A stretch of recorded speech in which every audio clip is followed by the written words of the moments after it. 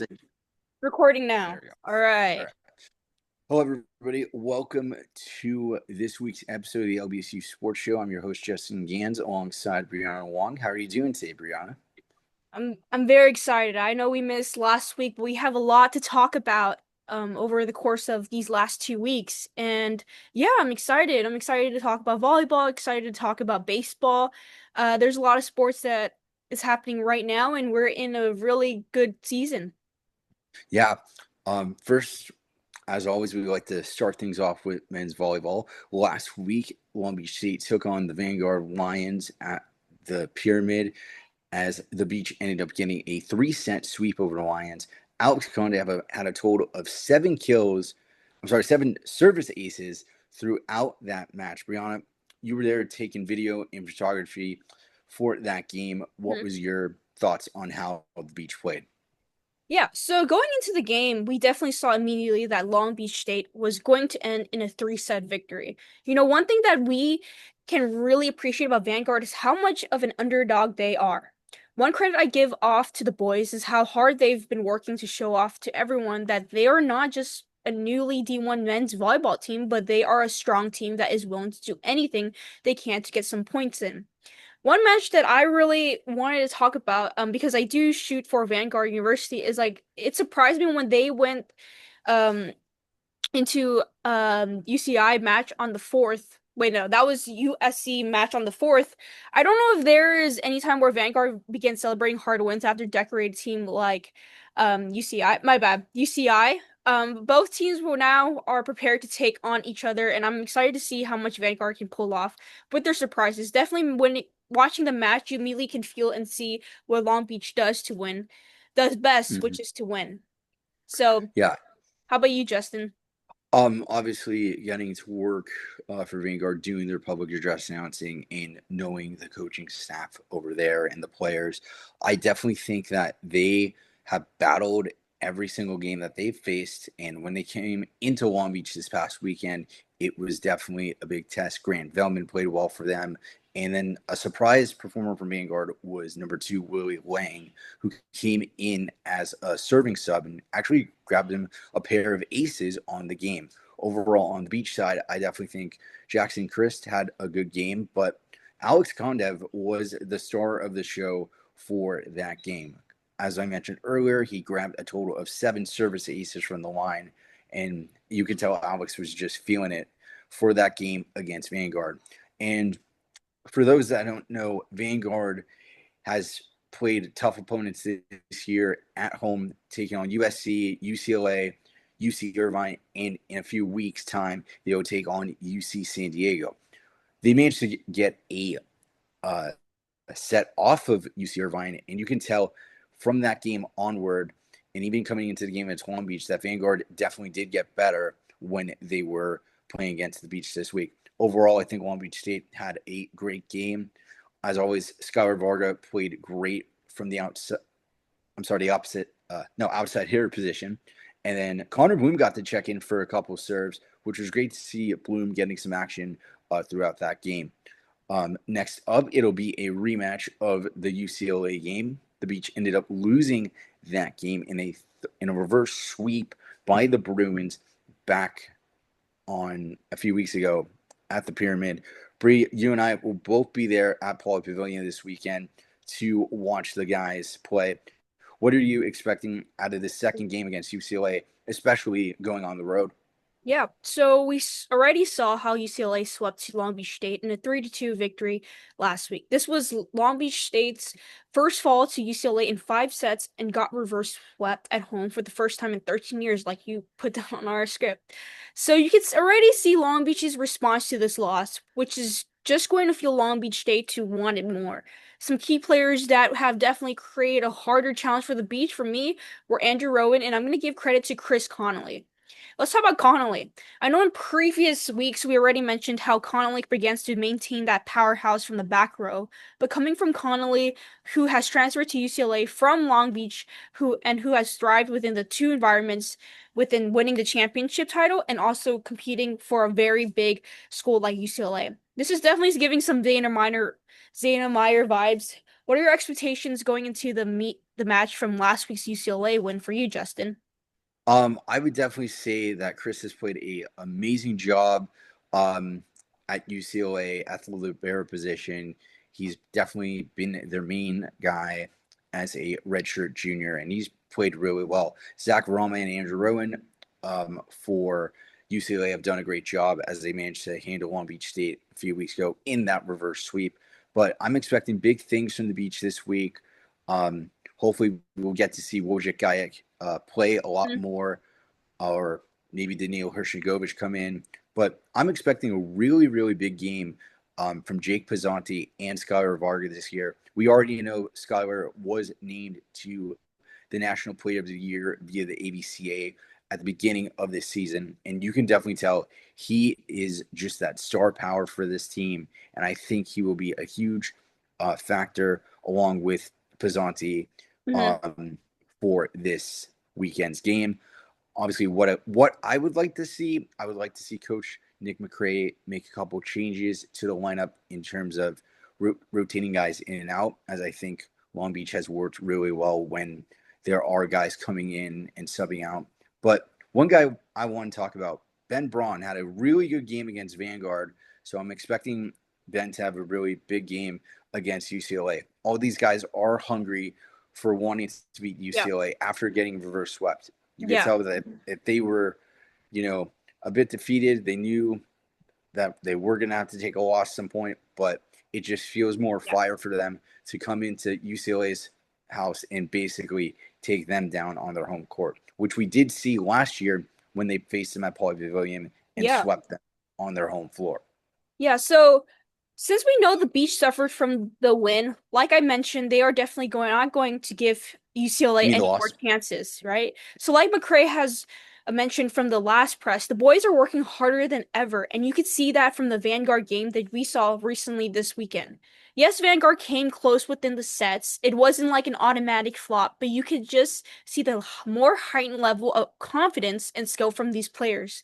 I will mention some disadvantages though. And this wouldn't be a show if we didn't talk about the two teams with disadvantages and advantages. So UCLA is at their home turf, which for the last season was an automatic win for all games, which included the national championship title for Long Beach State. Next disadvantage is UCLA is still in a winning streak, which can feel the team even more. We all know UCLA is going to be hard to beat, but if there's one team who could beat UCLA, like I mentioned, it's Long Beach State. So what do you think, Justin? I would say definitely some disadvantage for Long Beach State. Yeah. One thing that I noticed, the blocking needed to be better. When Hmm. UCLA would go and hit, they would easily open up their hands, and it would lead to open scoring chances for the Bruins on the other side of the net. I do think a huge that was one key that the Beach had to work on, and you definitely could see it in the game against Vanguard that the blocking was better. Coming into UCLA, going to be a hostile environment. A lot of Long Beach State supporters come down for this game, so it's going to Yeah. be a really good testament for all those fans Hmm. cheering the Beach on from Yeah. UCLA. I do think a huge disadvantage from UCLA's point is they are trying to go for a perfect run here. They're 11-0. They haven't been 11-0 since the 1990s. And I think if they want to continue a streak like this, they got to play well. But I think Long Beach is just going to come out firing for this game. And Yeah. UCLA gets to host the tournament this year later on in May. So we could end up seeing a rematch for the third straight year in the national championship. But overall, let's not get too ahead of ourselves, Bray. We have to see what can Long Beach State do now. They come into UCLA, and I think they're going to take it maybe 4 or 5 sets, and the Beach pull off a victory and get the redemption over UCLA. Yeah, like you mentioned, going in with the tactics with the teams, right? We have the two most competitive teams in collegiate volleyball men's league. So, like you mentioned, McCray has doing some changes with the lineup. I do think that it's like every sport, with baseball, basketball, whatever it is, we saw from Long Beach versus UCLA that Long Beach definitely was flying through the first set, but UCLA had tied that down once they understood what Long Beach State has to offer. I think now, since both teams know what to expect with the new lineups, with the new changes, with the new coaches.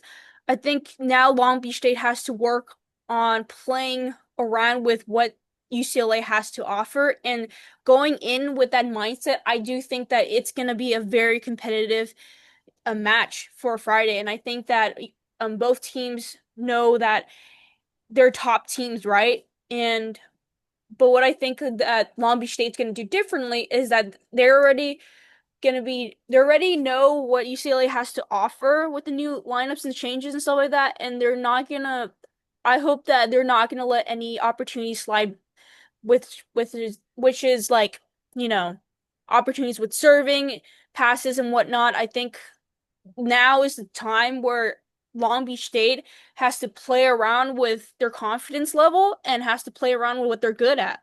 So Yeah. I think it's gonna And be and a fun game.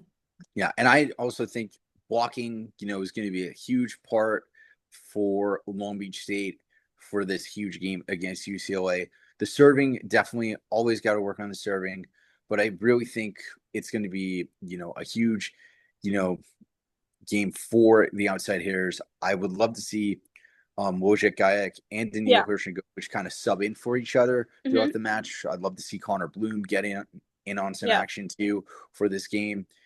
Um, but I overall think that it's going to be a really good game for Palm Beach State, and we'll see the result for Friday.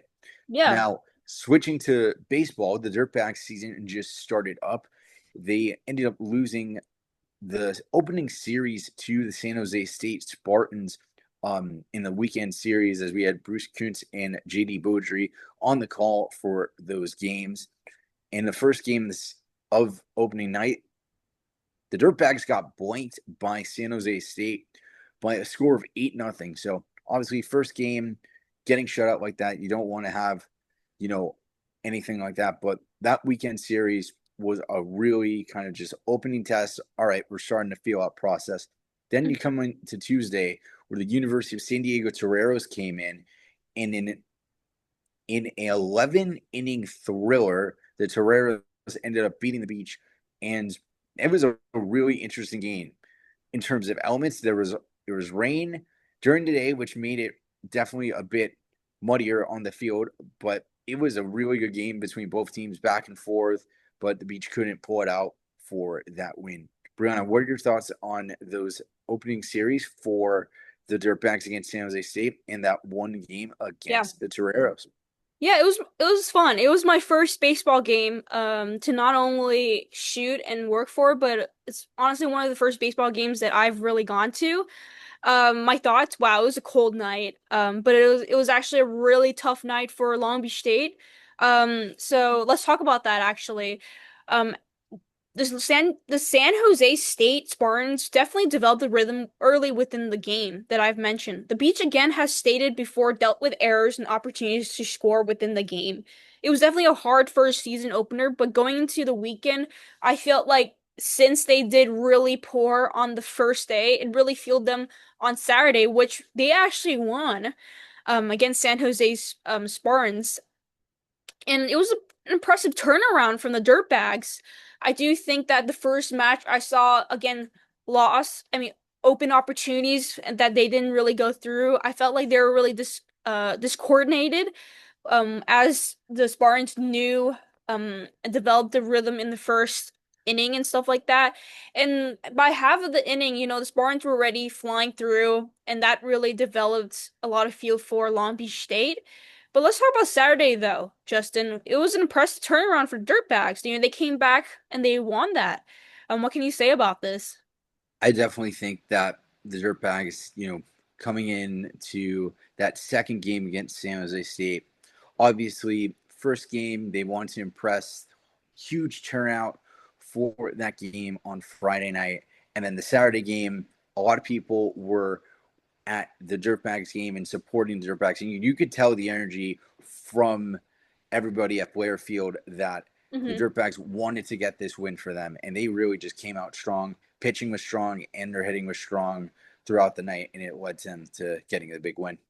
Yeah, I think, going to Saturday, the Beach Dirtbags, they knew what to expect and they were fueled with just frustration, anger, and all sorts of things that every team would expect from a loss that big. It was actually one of the toughest losses that the Dirtbags had to encounter, especially for season opener.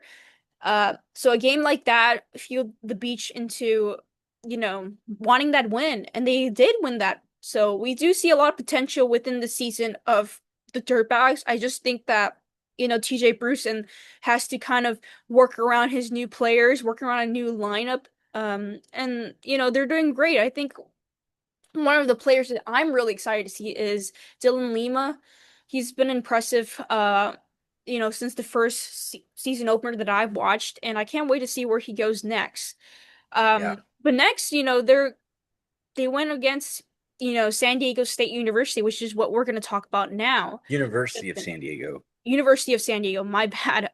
So Justin, what do you have to say about this? Obviously, University of San Diego, their baseball team has always Yeah, been good out of the WCC. Um, I think, it was definitely the elements I think played into a factor for that game due to all the heavy rainfall that we got here in Southern California, especially in the Long Beach area. But yeah. I definitely would say that it was a really, really good game for Long Beach State, but they just ended up coming short in that 11 inning thriller. Obviously, pitching did well, but there definitely were some improvements that could have been done out in the field, and the hitting, needed to catch on fire as well. Yeah, let's talk about weather. I mean, that's disadvantages for both teams, right? They're playing within the week, which has been incredible rain. But yeah, we'll talk about them going against San Diego State University. University of San Diego, my bad. They battled back to force extra innings, but ultimately fell 3-6 in 11 innings to the University of San Diego on Tuesday night at Bull Diamond. And just to look at, the stats and the advantages from the game, Long Beach struck first in the opening inning, which is what I really want to talk about. So, writing into the I wrote down some disadvantages and advantages for the team going in. I'm pulling that up right now. And I put down if Long Beach State University falls behind in counts, it will be an advantage for University of San Diego, which is vice versa. So we're really playing with the confidence level, and we're really playing with if the rhythm basically and the pace within each team, right? So they must score early, like every team and opponent. There can only be one winner. So University of San Diego will most likely read what Long Beach State is doing and catch on, which is why I believe Long Beach State will have to overcome and focus on every single pitch. Long Beach State has to got to learn how to step past loss, punting opportunities. The first night, we could tell Long Beach State was trying to play it safe, which is what I felt like. They weren't really, adapting to the environment. They were just kind of it was really slow. It was really slow, what I mentioned. But this is overall a confident style of play, not only for baseball, but for every sport.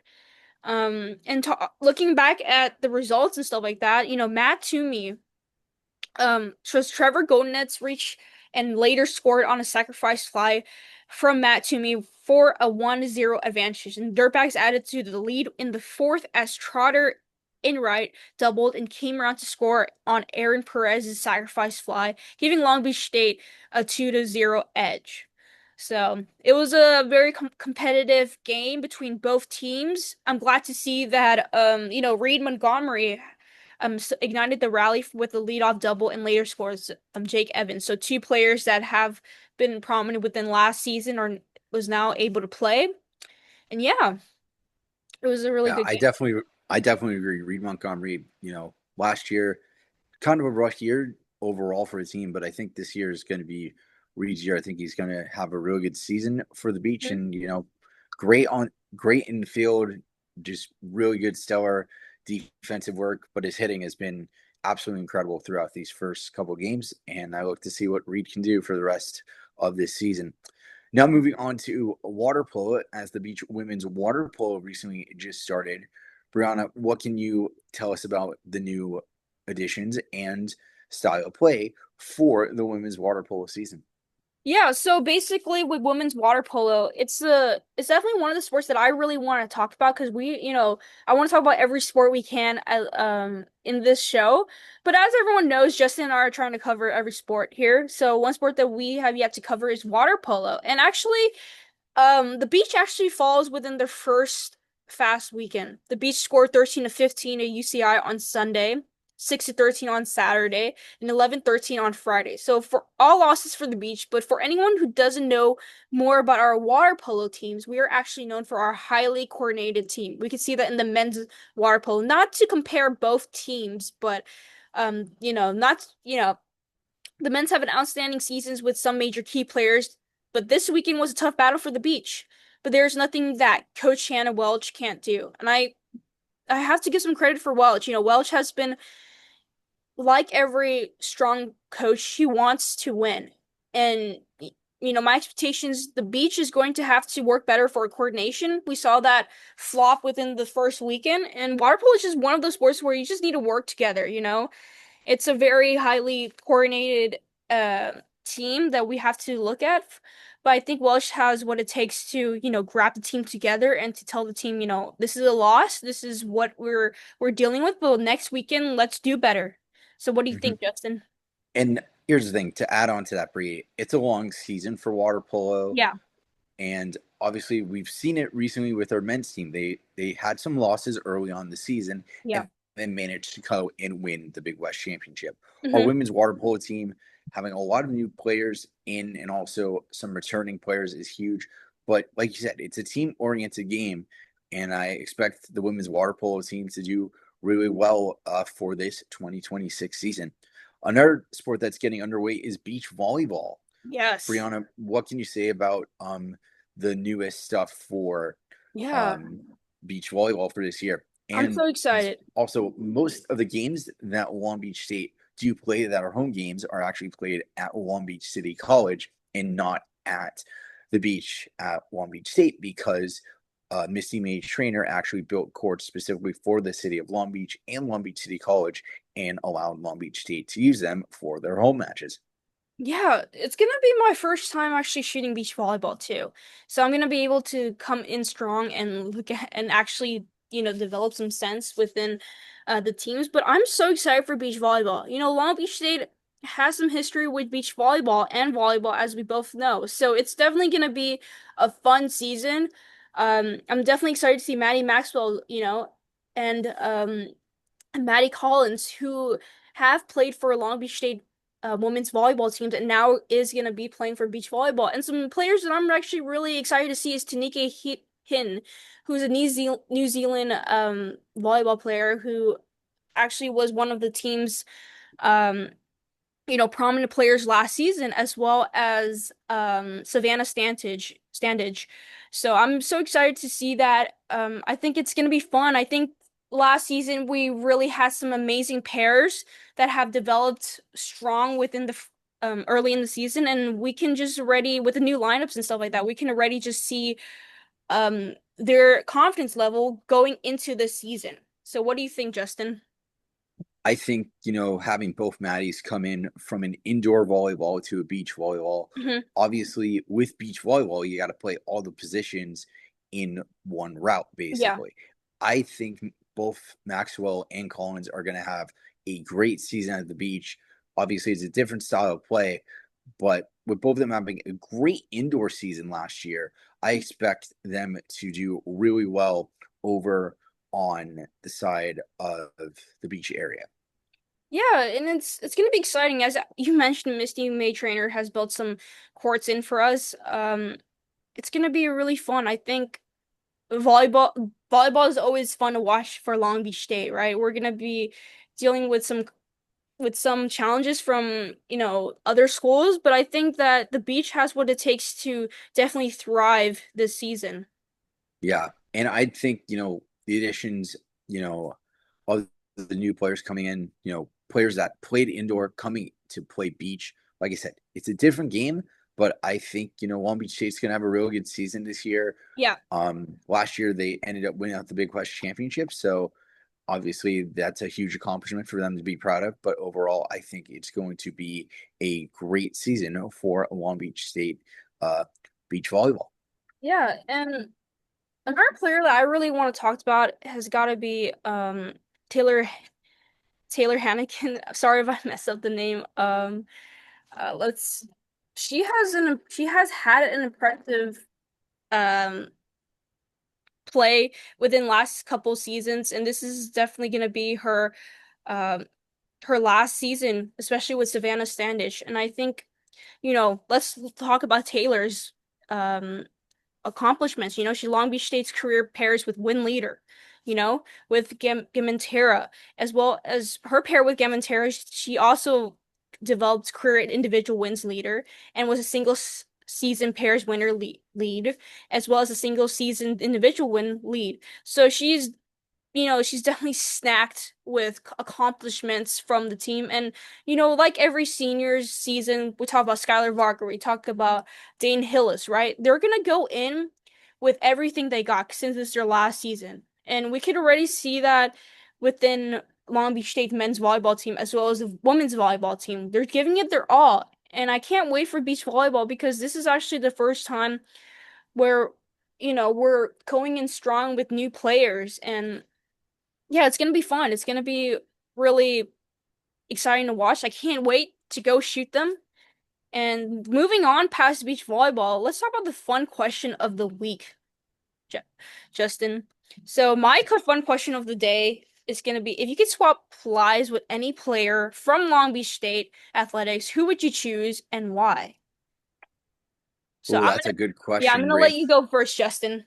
Oh man, that's a really good question. If I had to swap lives with any Long Beach State athletics Mhm. player, can this apply to staff too, or does this apply Yeah, to I just mean players too?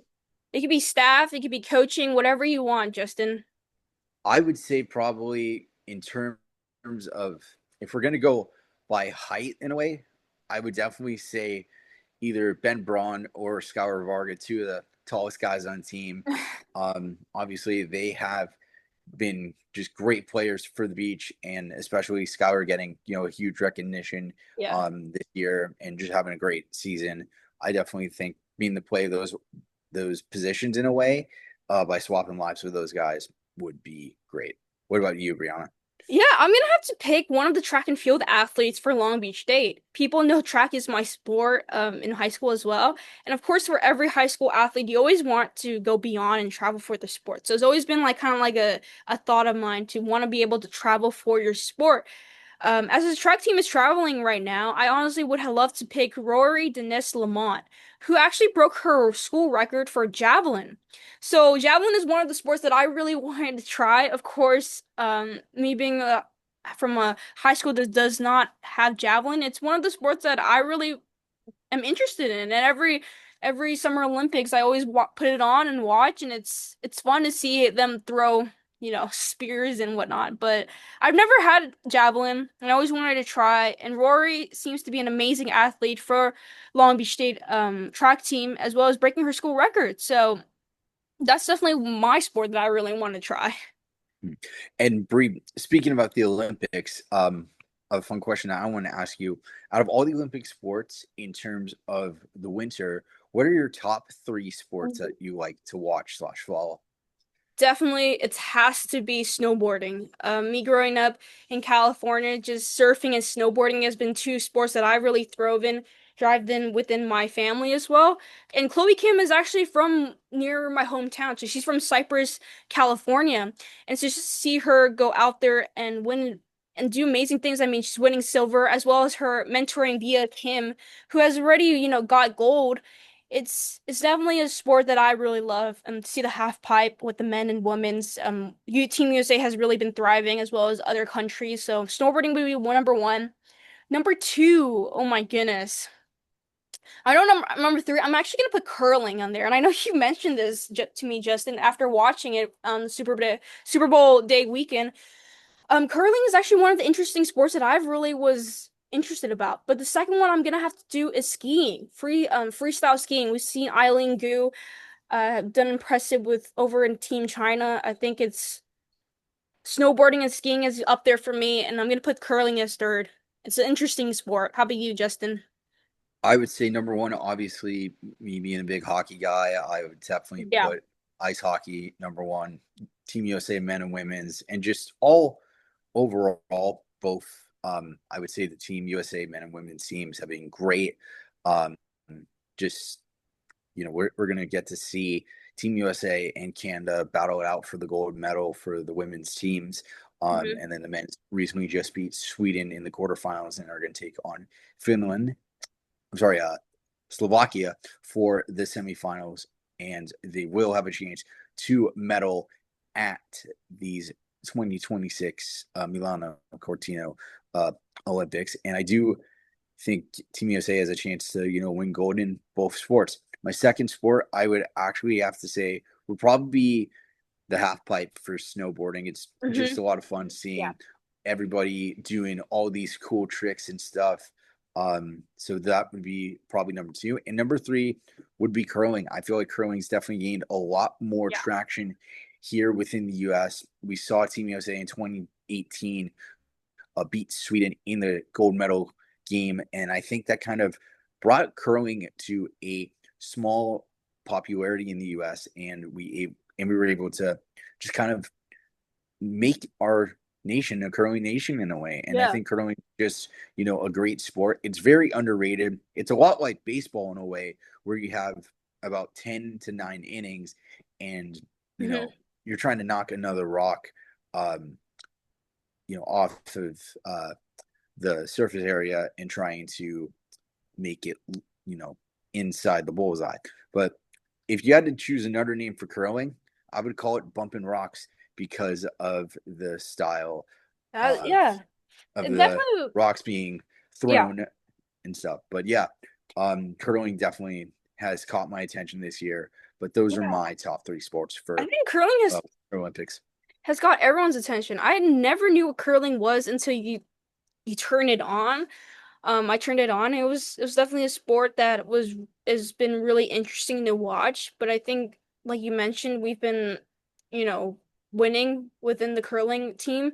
It's a we gotta have a lot of credit for the teams and the sports that we don't really watch. And I think curling is one of the sports that I really want to try too. You just see some sports Mm-hmm. like bobsled and it's just so interesting to see how how teams from each country do their own have their own strategy to get the I don't even know what it's called, like the medal. What's it called? Yeah, to get like to get a gold medal and stuff, and Yeah, trying to to score get points that for it as thing well. into the target, basically. And it's definitely fun to see that. I love watching sports, all types of sports, because Yeah, it gets you going. So yeah, but I definitely would say, curling is great. It's great. There's just something fun about it. yeah, Sweep it and one thing for viewers who may not watch curling, it's not played on smooth ice as it looks on TV. It's actually pebbled ice, and the brooms actually help the stone go a lot faster and curve to try and get it into the bump, which is the middle part. I'm sorry, the button, which is the middle part of the target that they're trying to go for. yeah. And talking about Winter Olympics, we have to talk about the Long Beach State University alumni, Azaria Hill, who is competing for the U.S. Olympics right now as a bobsledder. A little bit more about Azaria is that Hill went to compete in the 2024 USA Championships for bobsleds, finishing fourth place. But before that, Hill comes from a competitive family as both her father and mother compete in the Olympics as sprinters.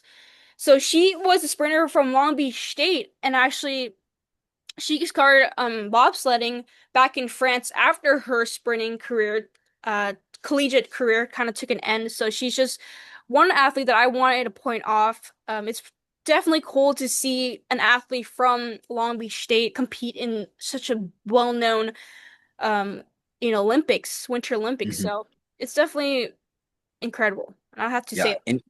and even a lot of athletes that are from different sports have competed in Winter Olympic sports, and it's really cool to see that. And I think Yeah. that, and it just shows that there's a lot of dual sport athletes out there. It's not Hmm. just in college, but Yeah. it's could be, representing your country or for a club too, Yeah. saying, "Oh, I'm a dual sport athlete." Look at Michael Jordan, for example. He was a basketball player turned baseball player and then Hmm. did basketball again. So Yeah. there's a lot of dual sport athletes out there, and it's really cool to see that.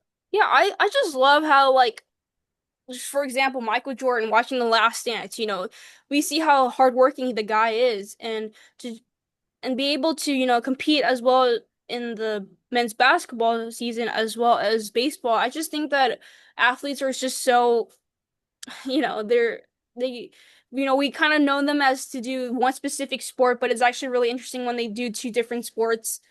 Um, and I also can't wait for our volleyball players. I definitely know some volleyball players are going to go to Olympics, considering how talented we are. Justin, I have a fun question for you, actually. So, with our men's volleyball and with women's volleyball, who do you see going to the Olympics? Well, if you ask me from the men's side, I definitely could see Skylar Varga going to the Olympics if Canada makes it. Former players Moni and Alex Nikolov for Team Bulgaria. We know the Bulgarians have a great, great squad.